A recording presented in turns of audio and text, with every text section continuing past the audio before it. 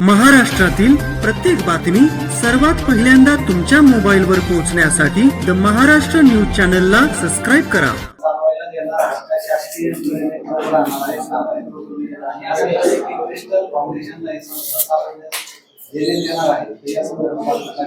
मी म्हणजे संजय जगताप आणि मी अनेक वेळा ह्याचा रिव्ह्यूही घेतलेला आहे, फॉलोअप घेतलेला आहे. आता विद्यमान जे आमदार आहेत शिवतरे बापू यांच्याशीही मी बोलणार आहे, कारण का शेवटी गव्हर्नन्स इज कंटिन्युटी. या भागाचा विकास सगळ्यांनी एकत्र मिळून केला पाहिजे आणि माझी इच्छा आहे की ग्रामस्थाचं जे म्हणणं आहे त्याला प्राधान्य दिलं पाहिजे, हे माझं मत आहे. त्याच्यामुळे पुढच्या आठवड्यात मी सरकारची भेट घेणार आहे, कलेक्टरांची भेट घेणार आहे आणि ग्रामस्थांची जी इच्छा आहे ती मी सरकार दरबारी सांगणार आहे. मी शिवतरे बापूंचीही याच्याबद्दल सविस्तर चर्चा करीन. संजय जगतापांचंही मोठं योगदान आहे, त्यांचंही मार्गदर्शन आम्ही घेऊ आणि सगळे मिळून योग्य जो मार्ग असेल. आणि ग्रामस्थ जोपर्यंत समाधानी होत नाही तोपर्यंत कुठलाही निर्णय होणार नाही. माझ्या तरी माहितीत असला कुठला निर्णय आहे म्हणजे मला तरी कळवण्यात आलं नाही. माझ्या माहितीप्रमाणे सरकारने अजून कुठलाच निर्णय नाही घेतला. या शाळेच्या नावाच्या बदलासंदर्भात ग्रामस्थांच्याकडून मागणी होती, संपूर्ण नाव महात्मा फुलेंचं द्यावं. याच्यावरती काय प्रशासकीय मी प्रशासकीय पुढच्या आठवड्यात कलेक्टरांना ह्या सगळ्या खानोडीचे जे विकासाचे विषय आहेत याच्यासाठी पुढच्या आठवड्यात मी कलेक्टरांबरोबर बसून ग्रामस्थ कलेक्टर मी शिवतरे बापूंनाही विनंती करणार आहे, त्यांनीही त्याच्यासाठी यावं. संजय जगतापांनाही मी म्हणणार आहे त्या मीटिंगला यावं, कारण का माझं म्हणणं आहे की हे सार्वजनिक काम आहे. आम्ही सगळ्यांनी एकत्र मिळून त्याच्यातून ग्रामस्थांचं जोपर्यंत समाधान होत नाही तोपर्यंत आम्ही सगळे प्रयत्न करून त्यांच्या मनासारखा मार्ग काढू. स्थानिकांना प्रवेश दिला जाणार नाही असं आता ग्रामस्थांच्याकडून विरोध होतोय संस्थेला. स्थानिकांना प्रवेश मिळणार नाही अशी एकंदरीत चर्चा आहे आणि ह्याच्यासाठी आम्ही सगळे पुढच्याच आठवड्यात मीटिंग लावली आहे. त्याच्यामुळे जे प्रश्न आज ज्या ग्रामस्थांनी मांडले सगळ्यासाठी पुढच्या आठवड्यात मी स्वतःच आढावा घेणार. राज्य महामार्गावर म्हणजे गेल्या 1.5 महिन्यामध्ये 21 मृत्यू पडलेले आहेत आणि त्या राज्य महामार्गासंदर्भात बऱ्याच वेळा सासवड ते जेजुरी म्हणजे हेंदेवाडी ते जेजुरी आणि जेजुरी ते नेरेपर्यंत जो पायी वळण झाला तिथपर्यंत साधारण 21 मृत्यू झाले. त्याच्याबद्दल काय तुम्ही केंद्रीय महामार्गाकडे काय मागणी करणार? नॅशनल हायवेचा रिव्ह्यू मी स्वतःच वर्षातून 4 वेळा तरी महाराष्ट्रात घेते आणि 4 वेळा दिल्लीत गडकरी साहेबांच्या मदतीने होते आणि 0 ॲक्सिडेंट म्हणजे ॲक्सिडेंट शून्य आपल्याला आपला मतदारसंघ आणि आपलं राज्य आणि देश करण्यासाठी आम्ही सगळेच एकत्र प्रयत्न करतो. आणि रयत शिक्षण संस्थेची एक खूप मोठी शाळा सुदामाप्पा त्याचा खूप फॉलोअप घेतात. अनेक मुलांचाही तिथे ॲक्सिडेंट झाला आहे. विषय अतिशय गंभीर आहे. आपल्याला आठवत असेल की नऱ्यामध्ये जेव्हा जो पुणे सातारा रोड आहे तेव्हा नॅशनल हायवे स्थानिक सगळे माझे सहकारी पदाधिकारी सगळ्याच पक्षाचे लोक आम्ही सगळ्यांनी एकत्र मिळून गडकरी साहेबांचं मार्गदर्शन घेऊन एक NGO दिल्लीवरून आली होती. त्यांच्या प्रयत्नातून आम्ही तिथे मार्ग काढू शकलो. आता तिथे ॲक्सिडेंट जवळपास शून्य होतं नऱ्याच्या त्या पूर्ण ब्रिजमध्ये. त्याच्यामुळे आम्ही सगळ्यांनी एक टीमवर्क म्हणून आमच्या टीमवर्कला यश तिथे आले. तसंच आपल्याला इथेही करावं लागेल आणि आम्ही मार्ग काढून हाही रस्ता माझा प्रयत्न आहे की बारामती लोकसभा मतदारसंघ ॲक्सिडेंट फ्री म्हणजे आपल्या इथे ॲक्सिडेंट होताच कामा नये याच्यासाठी जे काय करायला लागेल आपण सगळे मिळून करू. आवादा कंपनीने हे गायरान खानवडीचं सगळं एक्वायरेशन केलंय आणि आता ग्रामस्थांची मागणी आहे की हे झालं नाही पाहिजे आणि खरं तर विमानतळ ह्याच भागामध्ये होत आहे आणि विमानतळ जर झालं तर पुनर्वसनाचा प्रश्न परत पुढे येणार आहे. तर मग घेतलं जर सगळं गायरान जर केलं तर पुनर्वसना संदर्भात पुढे दुसरा पर्याय शासनाच्या विचार आहे किंवा तुम्ही काय केंद्राकडे कशी मागणी करणार? हा केंद्राचा विषय नाही, जमीन हा राज्याचा विषय होतो. त्याच्यामुळे राज्यात कलेक्टर ऑफिसला पुढच्या आठवड्यातच या सगळ्यासाठी मी स्वतः ह्या सगळ्या ग्रामस्थांना घेऊन जाणार आहे आणि सगळ्यांचं समाधान करून आपण मार्ग काढू. म्हणजे विकासही झाला पाहिजे पण विकासाबरोबर स्थानिक ग्रामस्थांचाही मान सन्मान आणि समाधान झालंच पाहिजे. विमानतळाबाबत गेले 2013 पासून आंदोलन सुरू आहे. मग आतापर्यंत कुठलीच मागणी किंवा कुठला पाठपुरावा झाला नाही का? तुम्ही स्वतः प्रत्येक प्रश्नाचं उत्तर तुम्हाला कलेक्टर मग आता पण तुम्ही काय फोन केलेला? लँड ॲक्विजिशन कलेक्टर करतो, तो अधिकार माझा नाही आणि मी गेले 10 वर्ष सत्तेत नाही. शेतकऱ्यांनी तुमच्याकडे मागणी केली खासदार हो, पण मग माझी नेक्स्ट कॉम्पिटंट अथॉरिटी कलेक्टर असते. लँड रेकॉर्ड निर्णय प्रक्रियेमध्ये तो सगळा प्रोसेस कलेक्टरचा असतो लँड ॲक्विजिशनचा. त्याच्यामुळे मी जरी खासदार असले तर लँड ॲक्विजिशन खासदार नाही करत, महाराष्ट्र सरकार करतं कुठल्याही प्रोजेक्टसाठी आणि त्याची कॉम्पिटंट अथॉरिटी ही कलेक्टर असते. त्याच्यामुळे लँड ॲक्विजिशन कोण करतं, कुठलाही प्रकल्प असू दे, मग केंद्राचा असू दे किंवा राज्याचा असू दे, कुठलंही लँड ॲक्विजिशन जिल्ह्यात जेव्हा करतो तेव्हा कलेक्टरच त्याची ऑर्डर काढतो. त्याच्यामुळे कलेक्टरांकडेच या सगळ्या प्रश्नांची उत्तर आपल्याला मिळतात. अपेक्षा असते बुवा तुमच्या तुम्ही लोक शासन काय आता ह्या लोकांनी काय सांगितलं आम्हाला शासन काय सांगत आहे जागा आमची एवढी आहे. म्हणून तर मी घेऊन चालले ना त्यांना कलेक्टर. आपण होतच नाही कुठे शाळेच्या भूमीबद्दल आपण होते ना मी, मग आतापर्यंत तुम्ही माहिती तुमच्याकडे असणार कशाची शाळेच्या बाबत किंवा शाळेच्या बाबतीची मला माहितीच आहे, भूसंपादनाचा काहीच इश्यू नाहीये. तुम्ही आता मला किंवा शालेय विद्यार्थ्यांना प्रवेश आणि किंवा ह्याच्यावर तुम्ही काय सांगितले कलेक्टर कारण का परिपत्रकामध्ये सुरुवातीला असं जी पॉलिसी केली आहे दादा, त्या पॉलिसीचे कागद हे सरकारकडे आहेत, हिची ओनरशिप सरकारकडे आहे. जे अग्रीमेंट होईल, जेव्हा अग्रीमेंट कुणाबरोबरच झालेला नाही आज, जेव्हा अग्रीमेंट होईल अर्थातच त्याच्यात स्थानिक मुलांना मिळेल राईट टू एज्युकेशन. हे महाविकास आघाडीचं सरकार आणि मनमोहन सिंग साहेबांचं सरकार जेव्हा होतं ना तेव्हा केलेला तो निर्णय आहे. त्यामुळे कुठलीही शाळा या देशात, ही असू दे किंवा बाहेर, त्याच्या राईट टू एज्युकेशन त्याला मतदान मीही केलंय. तेव्हा मनमोहन सिंग साहेबांचं सरकार होतं. राईट टू एज्युकेशन आधी कुठल्याही सरकारने आणलेलं नाहीये.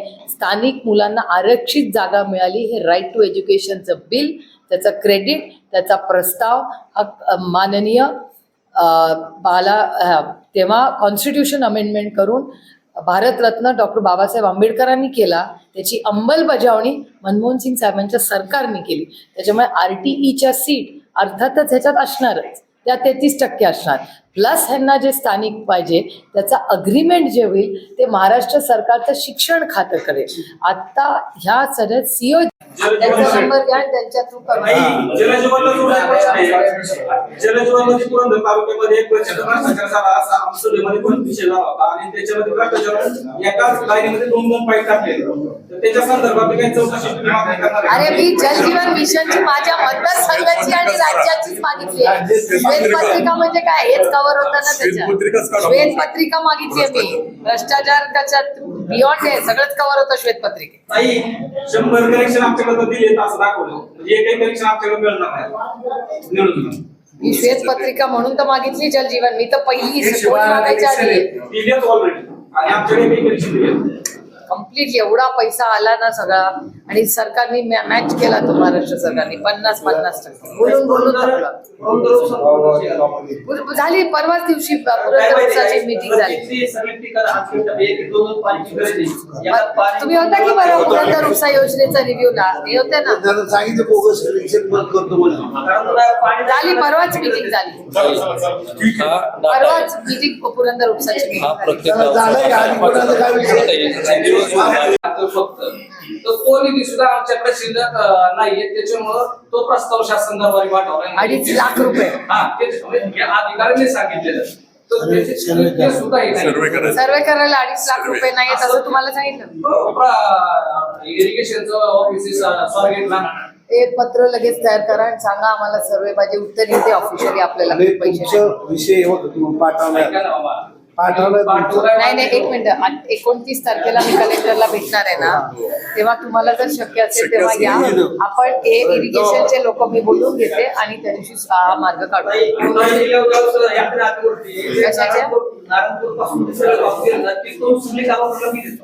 त्याच्यात काही काय होतंय, त्याच्यामध्ये आपत्ती व्यवस्थापनाचं एक पत्र येतं.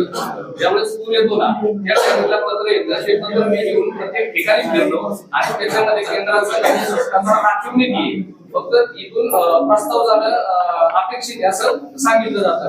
पण इथं कुठलं डिपार्टमेंट एवढं उदासीन आहे हे अजिबात प्रस्तावच करत नाहीत आणि प्रस्ताव पुढे जात नाहीत आणि निधी काय मला मिळत नाही. हा कुठला निधी मागितलेला आहे आणि कसा आला नाही ते बघून घेते. आपत्ती व्यवस्थापन परवा भेटलो तेव्हा दिलाय ना आपण. नाही पण याचा फॉलोअप करू ना लगेच. 29ला आपण जाऊ तेव्हा त्यांना 29ची आपली मीटिंग जी आहे ना दुसरा विषय 29ला न विसरता कलेक्टरच्या मीटिंगला बोलवतो. दुसरा विषय केंद्र, आता तुम्ही केंद्रात आहात, केंद्र सरकारची घर जर योजना अतिशय तुम्ही जर पाहिलं तर लोकसभेच्या निवडणुकीच्या कालावधीमध्ये टीव्हीला कोट्यवधी नाही अब्जावधी रुपयाच्या जाहिराती आल्या अगदी नळ दाखवला झालाय, सगळ्या गोष्टी जायच्या, परंतु त्याच्या मुळापर्यंत तुम्ही जावं ही आमची इच्छा आहे. आणि ती योजना टोटल फेक आहे असं मी स्वतः सांगतोय. म्हणजे फेक काहीतरी त्याला पुरावे. तर ती योजनेच्या माध्यमातून काय झालं आहे की सगळ्या गावात फक्त पाईपलाईनला निधी मंजूर आहे.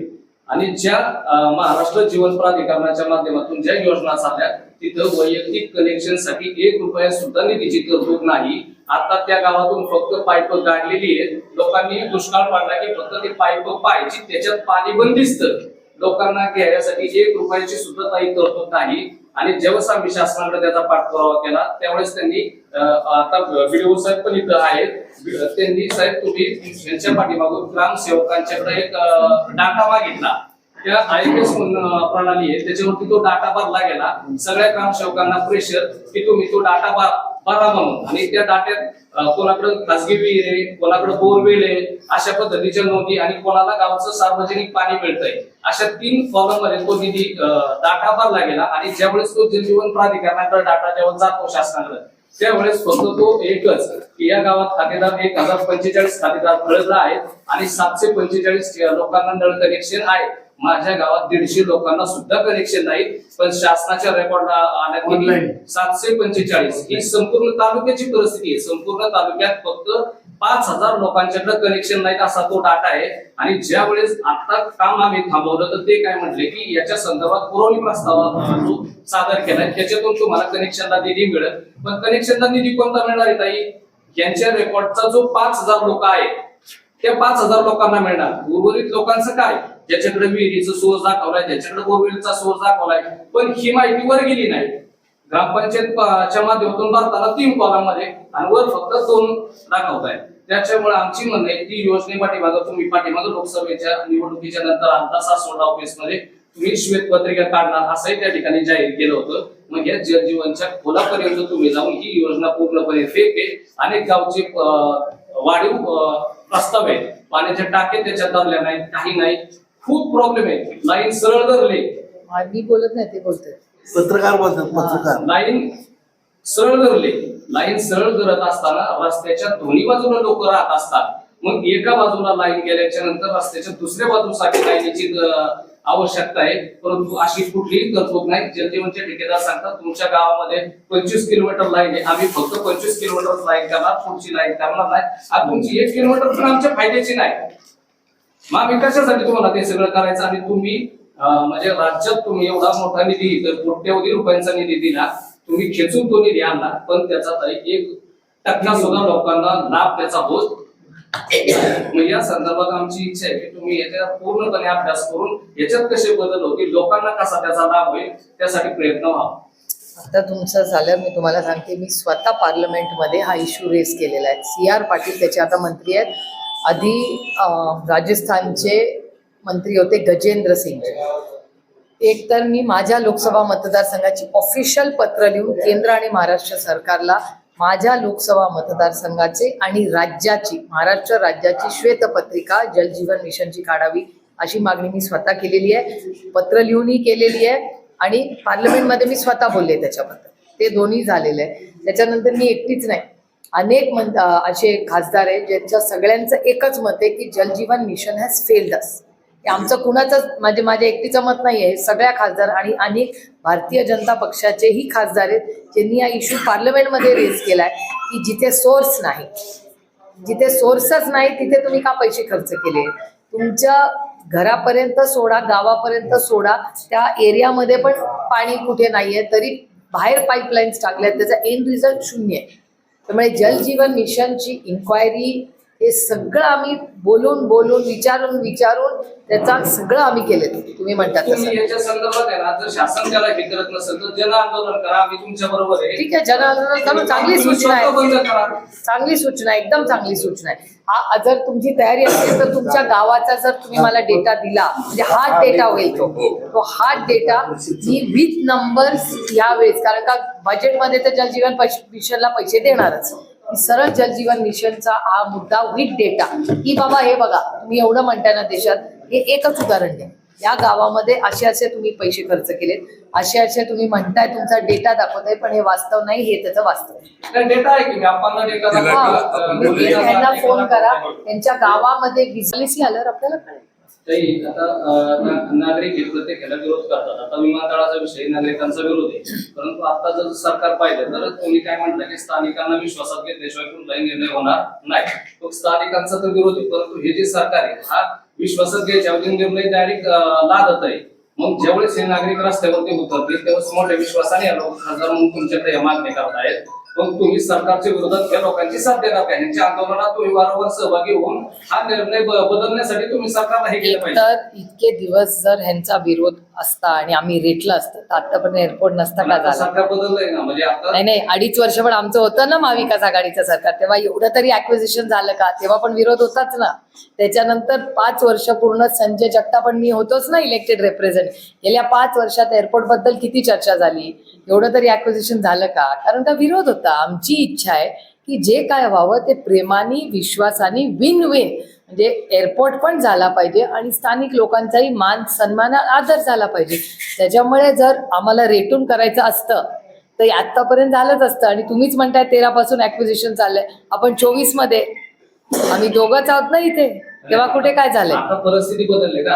आता जसजशा बातम्या येतात ना, रोज दिवस अशी बातमी येते किंवा विमानतळ हे होणारच. मग आमचं म्हणणं आहे की आतापर्यंत जो तुम्ही विरोध केला आणि ती परिस्थिती होती, आमचा विमानतळाला कुणाचाच विरोध नाही. आमची इच्छा आहे विश्वासात घेऊन व्हावं, अर्थातच. तुमची भूमिका आहे. पण स्थानिकांचा तर इथं विरोध दिसतोय, उद्या यांचा मोर्चा होतोय. मग तुम्ही ह्यांच्या पाठीमागे उभं राहावं अशी या लोकांची इच्छा सगळे आहे. अर्थातच ना, जर 11 वर्ष उभी राहिले तर आता का नाही उभी राहणार? आणि दुसरा विषय असा की ज्याप्रमाणे आता शासन हे करतंय तसा पालखी महामार्गाचा विषय आपण सांगितला. पालखी महामार्गाच्या लगतची गाव आहे, कुठलाही त्या ठिकाणी ओव्हरब्रिज होऊ द्या किंवा शाळा असू द्या, या बाबतीत कुठल्याही प्रकारे पालखी महामार्ग प्रशासन हे स्थानिकांना अजिबात विश्वासात घेत नाही. आमचं म्हणणं असं आहे की त्या लोक राष्ट्रीय महामार्ग प्राधिकरण आणि स्थानिक लोक आम्हाला पालखी महामार्ग होतोय, हा थोडाफार आमचा पण विकास होतोय त्याच्यात.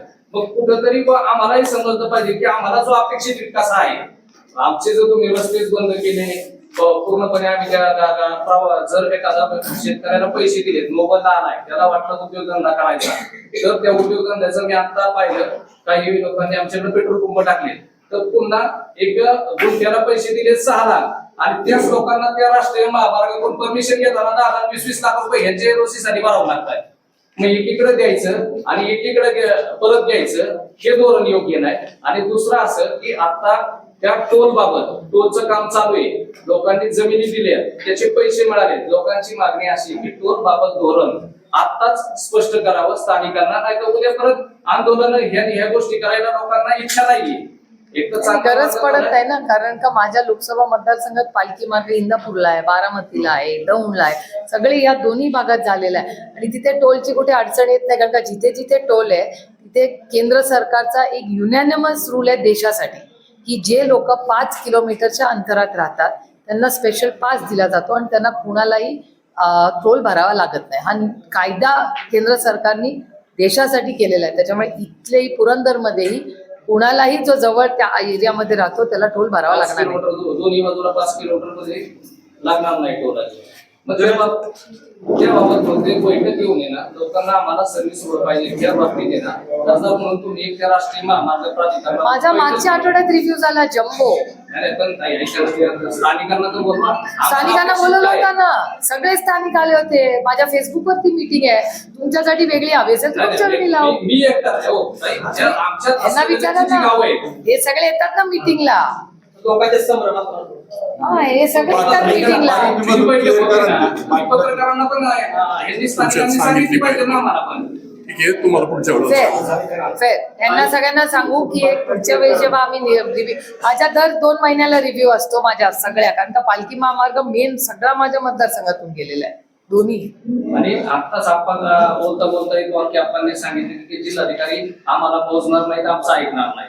मग आमचं असं म्हणजे असं विषय आहे की तुम्ही बारामती मतदारसंघ जो लोकसभा मतदारसंघ आहे, प्रत्येक तालुका वाईज तुम्ही एक 2-3 लोकांच्या कमिटी करून त्या लोकांना तुमचे प्रतिनिधी म्हणून असं एक जाहीर धोरण करावं की तुमच्या जेणेकरून माहितीसाठी सांगतोय, आप्पा पण इन्व्हायटेड असतात.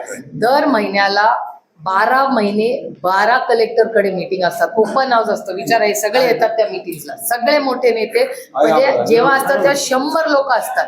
ज्याला शक्य आहे तो या. फाईल आधी जाते आणि कलेक्टरकडे 4-5 तास मीटिंग चालते. आत्ता झाली मागच्या आठवड्यात. बरोबर नाही का? तुम्ही असावंच असं नाही. नाही, मी असल्याशिवाय मीटिंग होत नाही. यांनी जरी गेलं तरी कामं झालीच पाहिजे. होतातच ना. आता 4 वाजता हो, पण आप्पाला कधी कलेक्टरला नाही म्हणले. विचारा, इथे बसलेत आप्पा. मी जातो त्यांच्या विचारा, मायनस कलेक्टर. आता 4 वाजता बारामती लोकसभा मतदारसंघाचे रिव्ह्यू चालू आहे 4 वाजता. आणि आप्पांना विचारा, आप्पा समोर आहे. आपली तरी होती ना आता 15,000 ऐका, आम्ही जे विषय मांडणार तुम्ही सक्षमतेने त्या ठिकाणी केलं पाहिजे. हो, पण कलेक्टरला कधी काय म्हणलंय? करारोतीचा विषय प्रखरपणे मांडलाय. ऐका ना, करा नदीचा विषय मी मांडतोय, गेले 5 वर्ष झालं मांडतोय. बारामतीला ताई, आमचं म्हणणं स्पष्टपणे मी सांगतो की बारामतीला एकदा महापूर आला तर दोन्ही बाजूला तटबंदी झाल्या चांगल्या प्रकारे आणि आमचं गाव त्या ठिकाणी वाहून जाईल असा प्रश्न आम्ही वारंवार मांडतोय.